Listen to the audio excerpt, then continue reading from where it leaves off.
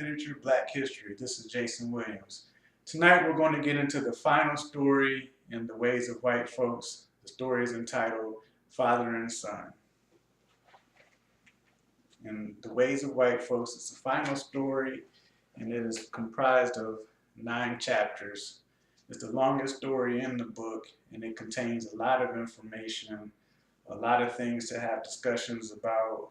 A lot of events are occurring, so we're going to break this down into maybe 3 or 4 videos because I want to discuss the story, the setting, the narrator, what's going on, and I also want to get in deep into 2 events that Langston Hughes mentions in the story, the Scottsboro Boys case and the Camp Hill shootings. So when we get into those 2 events, we're going to kind of step away from the story and go right into those events themselves to discuss what was going on and then bring it back to the story, and then we'll go to the end of the story. Now, so let's just jump into it. I'm going to read different sections of the story and then talk about it. Chapter 14, Father and Son. Colonel Thomas Norwood stood in his doorway at the big house, looking down the dusty plantation road. Today his youngest son was coming home. A heavy Georgia spring filled the morning air with sunshine and earth perfumes. It made the old man feel strangely young again. Bert was coming home. 20 years ago he had begotten him. This boy, however, was not his real son, for Colonel Thomas Norwood had no real son, no white and legal heir to carry on the Norwood name. This boy was a son by his Negro mistress, Cora Lee Lewis, who kept his house and had borne him all his children. Colonel Norwood never would have admitted, even to himself, that he was standing in his doorway waiting for his half-Negro son to come home. But in truth, that is what he was doing. He was curious about this boy. How would he look after all these years at school? 6 or 7, surely, for not once in that long time had he been allowed to come back to the big house plantation. The colonel had said then that he never did want to see the boy. But in truth he did, for this boy had been, after all, the most beautiful of the lot, the brightest and the baddest of the colonel's 5 children, lording it over the other children and sassing not only his colored mother, but his white father as well. Handsome and mischievous, favoring too much the colonel in his looks and ways, this boy Bert at 14 had got himself sent off to school to stay. Now a student in college, or what they call a college in Negro terms in Georgia, he was coming home for the summer vacation. So we'll stop right there. So, at the very beginning it says right here, Colonel Thomas Norwood stood in his doorway at the big house looking down the dusty plantation road. So the setting of this story takes place in the 1930s, as you'll see later when he references the Scottsboro Boys case and the Camp Hill shootings, which took place in the 1930s. However, the big house, the plantation, you could as easily take this setting, pick it up, take it back to the days during slavery and set it down, and nothing would change. Not much did change from the time of slavery all the way up to the 1930s in many places in Georgia. Now, Colonel Thomas Norwood, many plantation owners, and even back in the days of slavery, the masters of these plantations carried military titles. Why did they carry these military titles if they weren't in the military? The reason why they carried these military titles was because these white men and white landowners formed militias to keep black people in line. They had the Second Amendment rights as landowners because the Constitution was written for white male landowners. And that's it. It wasn't written for anyone else. And their Second Amendment rights allowed them to form militias, and they used these militias to enforce white supremacy, to keep black people in their place. There's a story that expands on this, a story by C.W. Chestnut, which we will cover in later videos, called The Marrow of Tradition, where this in fact happens. You know, it's based on what is called the Wilmington Race Riots. So you can look that up if you want to get a jump on it before we get to that story. So Colonel Norwood is Bert's father, and he's part of a militia. And now, so Bert is his son. However, you notice that it says is not his real son, because he's no legal heir to what Colonel Norwood owns. And if you read the story, and I assume in these videos that you have already read the story, that's why I end each video with what we're going to get into in the next video, you will see in this story that when Bert was a child, growing up, he always wondered why the majority of the children on the plantation, and it's hard to think about this as in the 1930s, they're free, they're not slaves, they're free folks, but they're really not free. But as growing up, he always used to wonder why most of the children on the plantation carried their father's name. However, he carried his mother's name. He also wondered why most of the children lived with their family. However, his mother lived in the big house with the master, and he lived with his aunt.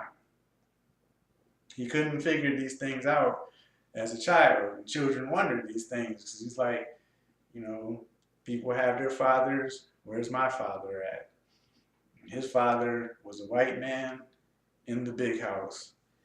And he was not allowed to call his father Papa. He did it once and he got beat for it. Let me read that excerpt to you. This was the worst beating that he got in his life. Okay, here it is. That child, Bert, looking almost like a white child, a hell of a lot favoring the colonel, had come running out to the stables one afternoon when he was showing his horses to some guests from in town. The boy had come up to him crying, "Papa." He knew better right in front of company. "Papa, Ma says she's got dinner ready." The colonel had knocked him down under the feet of the horse right there in front of the guests, and afterwards he had locked him in the stable and beaten him severely. The boy had to learn not to call him Papa, and certainly not in front of white people from the town. Many people believe that the children of the slave masters or the children of the plantation owners had it easy. They thought that, they always say the light-skinned children or biracial children always had it easy and could live in the house. But that's not the case. As you see here in this story, and Langston Hughes is not just making this stuff up out of the top of his head. These are events that were going on during his lifetime that he witnessed, and he is putting them in these stories to let us know the ways of white folks and how black people were living during this time period. But they didn't have it easy. They didn't get to live with their father. Many people back then grew up with their fathers. They didn't get all the benefits of being light, white, and anything. He did get to go to school, but he went to school because his father sent him away because his father did not want him around. And many of the children, mixed children, and they call them tar brush colored children, they didn't get to stay around the plantation because their father did not want them around, a constant reminder of what they did with their slave or colored maids back then. So they would send them away off to college or just send them away somewhere away. And in this story, it said at that time that he had sent Bert off, he never wanted to see the boy again. And that's when Bert was 14. Now, 6 years later, he's coming back home. And then another topic that is covered here is that Colonel Norwood and Coralie Lewis, which was Bert's mother, born 5 children. And it gives a history in this story of how that came into being, how Coralie Lewis and Colonel Thomas Norwood, how they got together. And Coralie Lewis pursued him. She fixed herself up and wanted to get his attention. She admired him, was attracted to him, and lured him into her arms, so to speak, and she was proud of it, and her mother was proud of it, because once they started to become lovers, that Coralie Lewis came from the field and started to work in the house and live with Colonel Thomas Norwood. Now, Colonel Thomas Norwood had a white wife. Things weren't going very good in that relationship. His wife died. Soon after his wife died, he noticed Coralie Lewis. They became lovers, and the story it talks about, it began out of pure lust and passion, and then turned into something that really, really resembled love. And Colonel Thomas Norwood never remarried, but he stayed with Coralie Lewis, living in that house, and they had 5 children. So there was no rape going on. There was no forceful actions going on, no sexual assault. This black woman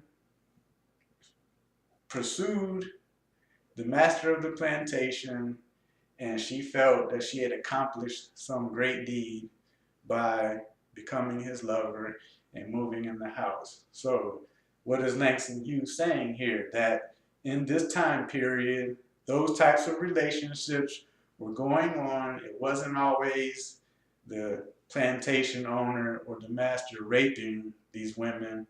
Many of these women willingly gave themselves to the master, fixed themselves up, and took a sense of pride in being with the master and moving into the house.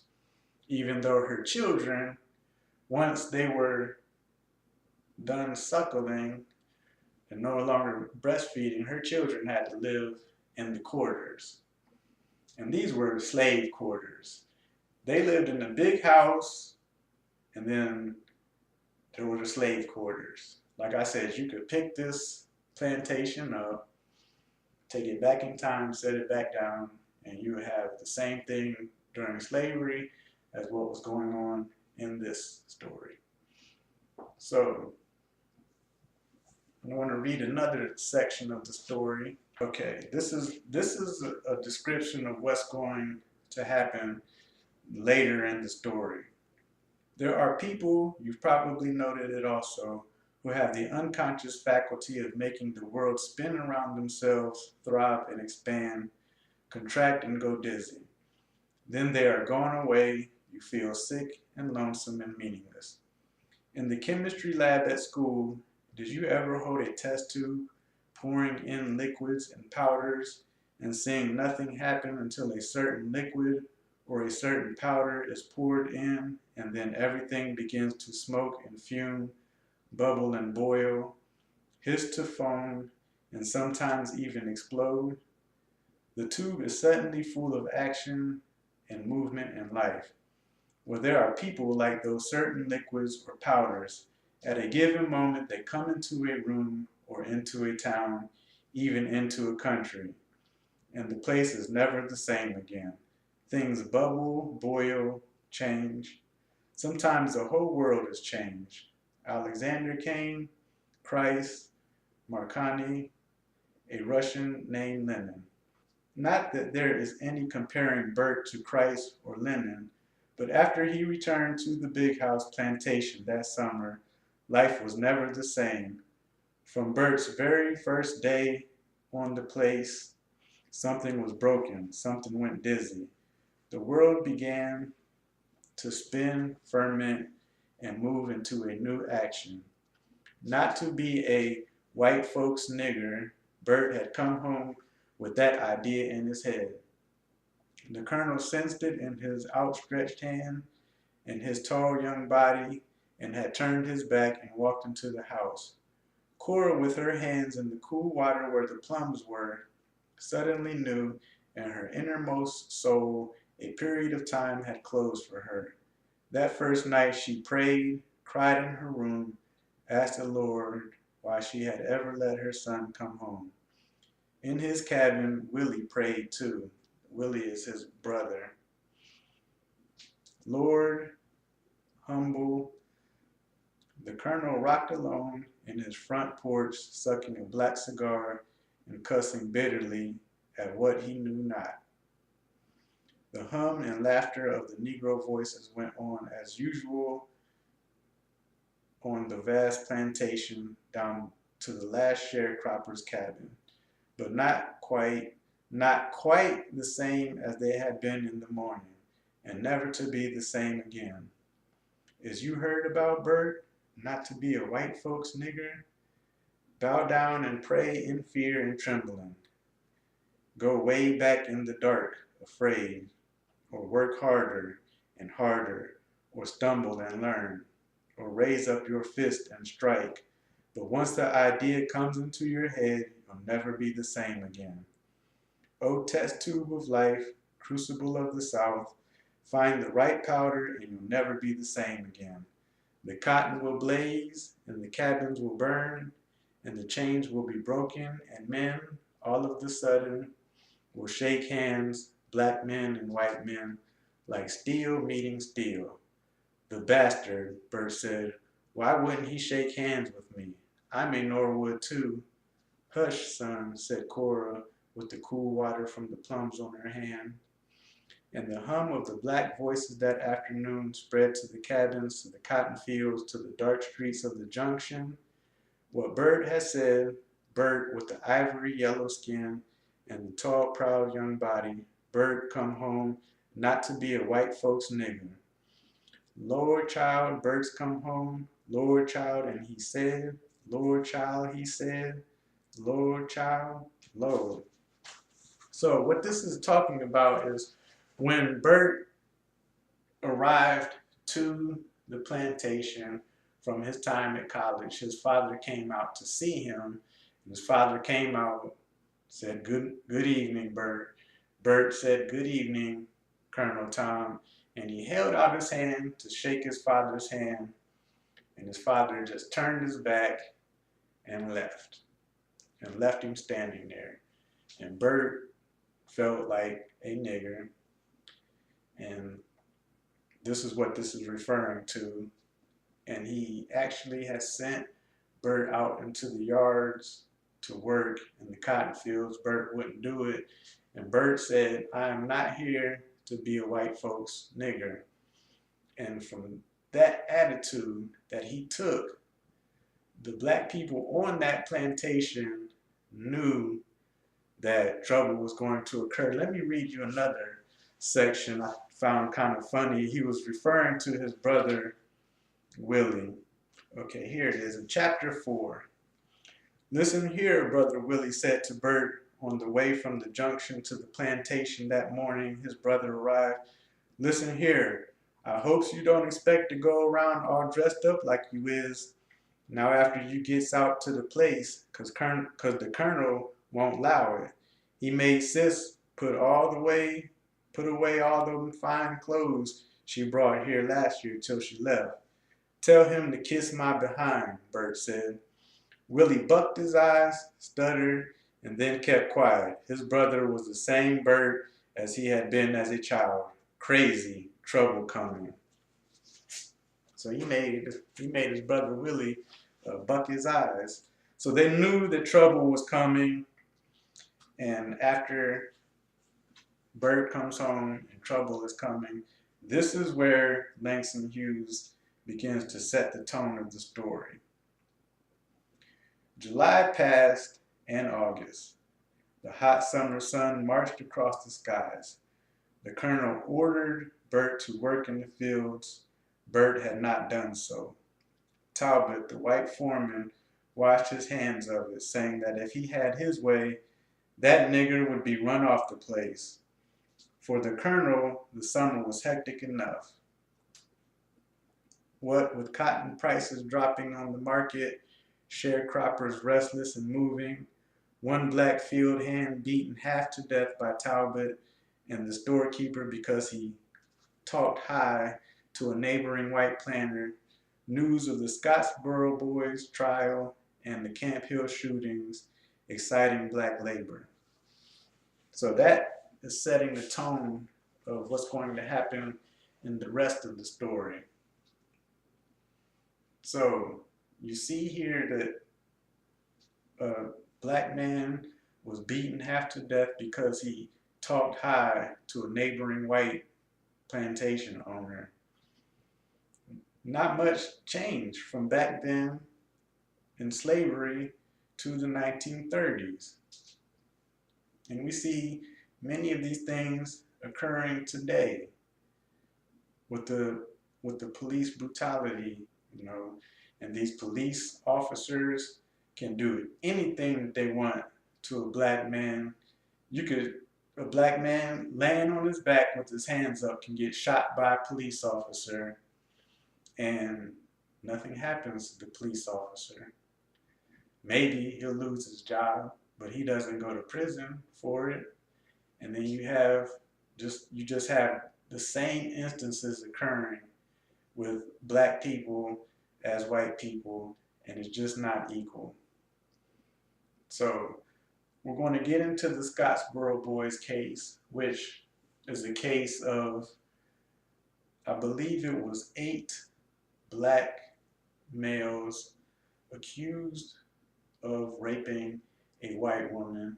A white woman accused them of raping her, and they spent years and years going through trials. And then the Camp Hill shootings, I'm not very familiar with the Camp Hill shootings, but I believe it has a lot to do with politics, and it was a group of communist,